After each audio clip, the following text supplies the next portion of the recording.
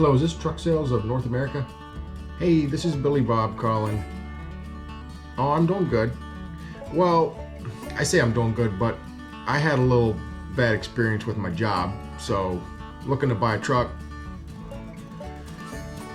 Yeah, if you could put me through the sales department, that'd be great. Thank you.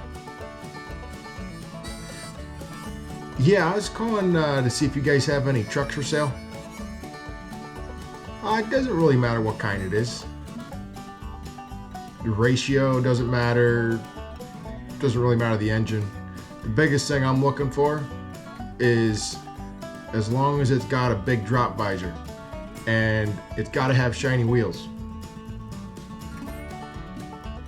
No, don't care about the motor. The miles don't really matter. You know, I don't want to spend more than about 60 or 70,000. There is one more thing that it's got to have. It's got to have a herd bumper.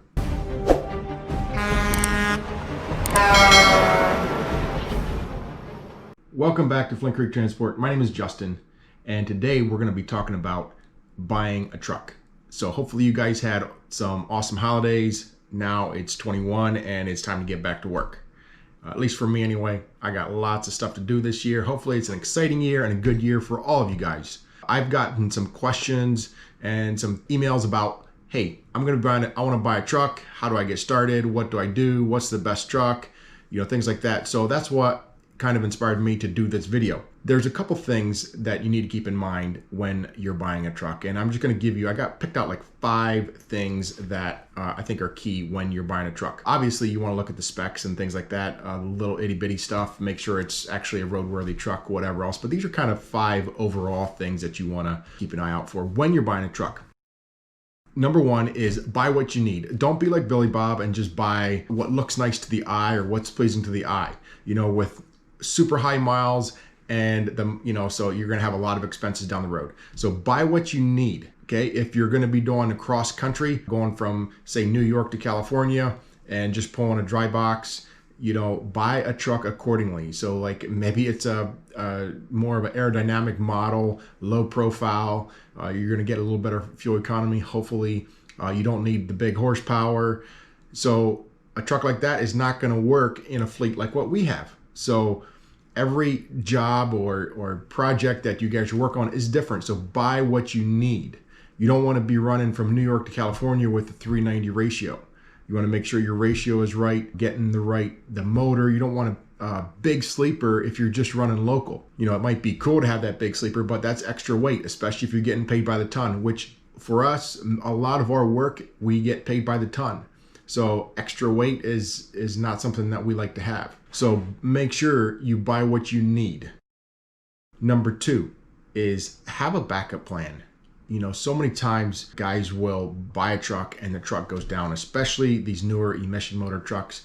They can be in the shop for several weeks or months at a time. And you want to make sure that you have a backup plan. So, you know, talk to Ryder, Penske, or maybe there's a shop. Some of these shops actually have a truck that you can use when your truck's in the shop. So make sure you have a backup plan. Ryder and Penske, get set up with those guys. They will lease you a truck or rent you a truck for short term for 30 days. If your truck's down, you're not making money. You're just sitting at home.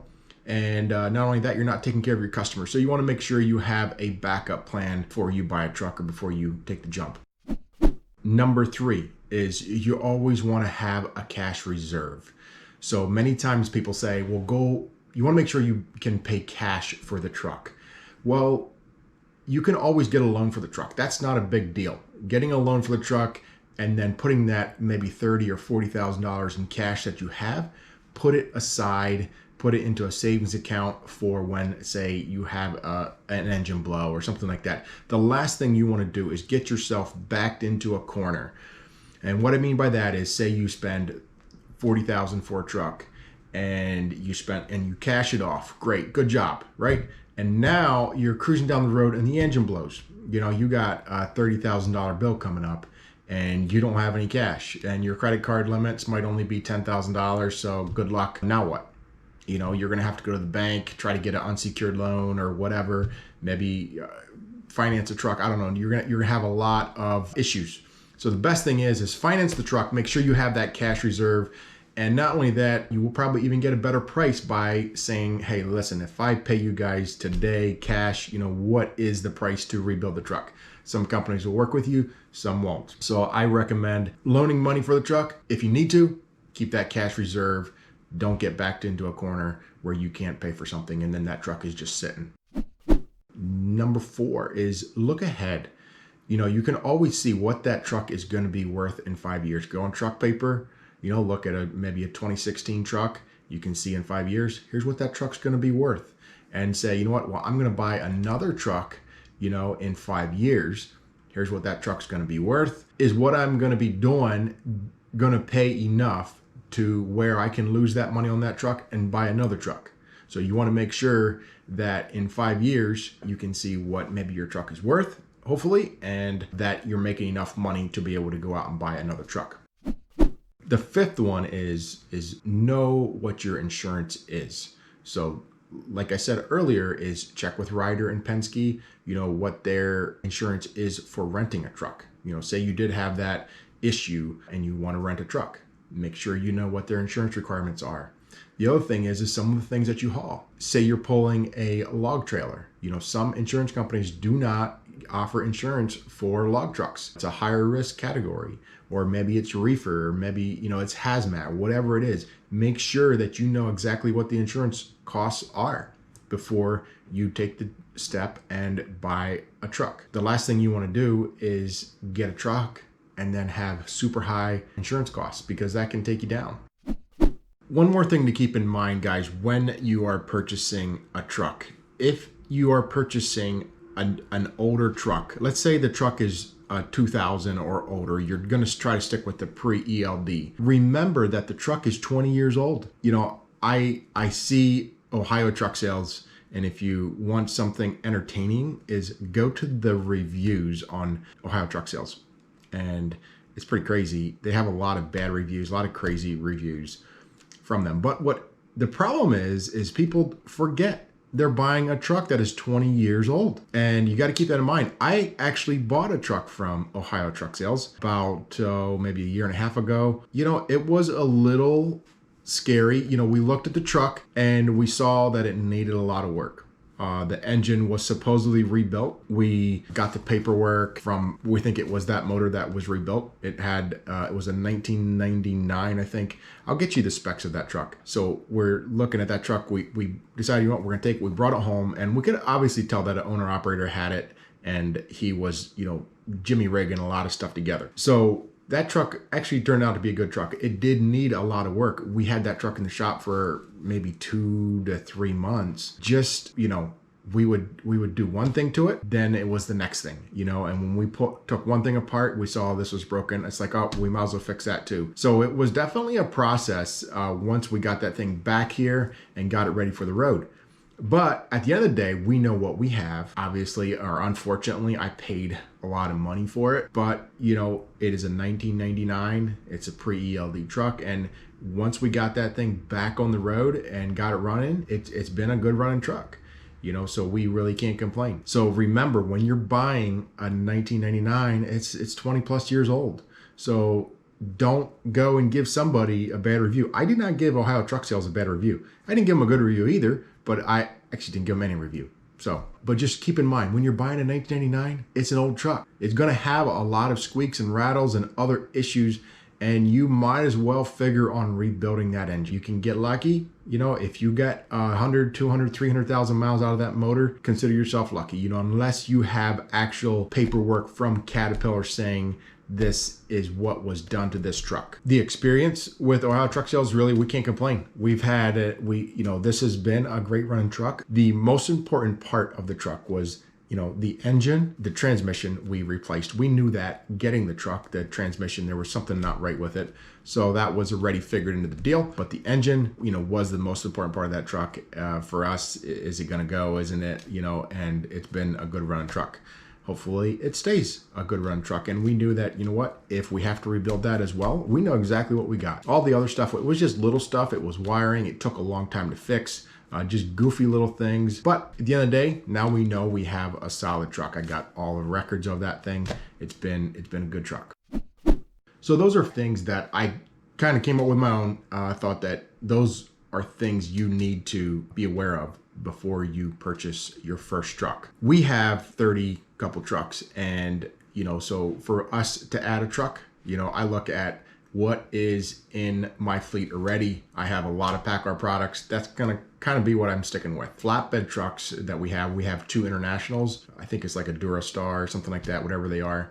And we kind of got them, it's kind of a unique situation. I got them at auction. I got them at a really good price. And those are trucks that we do not use a lot. So I'm looking at, when I get that third truck, if I can find maybe an international flatbed to kind of match that, then I have 3 internationals. I'm okay with that. Down the road, hopefully maybe we get more work with those things and we can use them or year round. I would eventually probably switch them over to Kenworth or Peterbilt truck. I'm also looking at buying a dump truck. And one of the key things for that is the size of bed. First off, a big bed, because we haul mulch. So I'm looking for like an 18 to 20 foot bed, minimum, with high sides. And then preferably Kenworth or Peterbilt, then, engine choices and things like that. But that's kind of a start. With our dump trucks and with our flatbeds, sometimes guys are like, well, why don't you just go buy a new one? Thing is we don't use these trucks all the time. They're only used part-time. So I feel spending $200,000, which you can easily get wrapped up into on a dump truck, is not really worth it for me, because I don't have enough work for that truck year round. The struggle is we get really busy with it in the summer, and then in the winter, there's just not much going on. So trying to find something seasonal is pretty tough. In the wintertime, almost everybody's looking for work, especially dump trucks. That's kind of why I've been sticking to more used trucks with the flatbeds and with the dump trucks. And as always, when you're buying a truck, you want to look at, how the truck was maintained. You want to look at, tires, all the small things. You want to make sure that you're getting a good deal or getting, a decent truck. And look at, the dealer, is he taking care of you? Is he going to, maybe provide a service plan? What all can your dealer do? So you make sure that you get all that stuff ahead of time. The trucks that we have here are mostly pre-emission trucks. We have quite a few gliders and trucks that are older than 2007 or 2007 and older.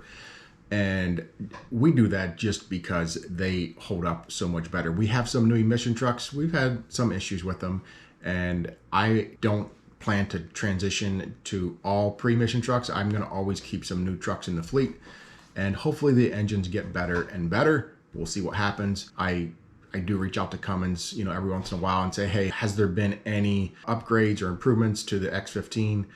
Anything new coming out? So, that's something I check too before I buy, say I purchase a brand new truck. Also, guys, if you like this video, check out the video that I put up, Is a Glider Worth It? And that is kind of a controversial issue, because there's not many people that understand truly what gliders are and what they are capable of. So hopefully that video will help you understand what a glider is and if they're actually worth it or not. Thanks a lot, guys, for watching the video. Don't forget to subscribe to the channel. Peace out.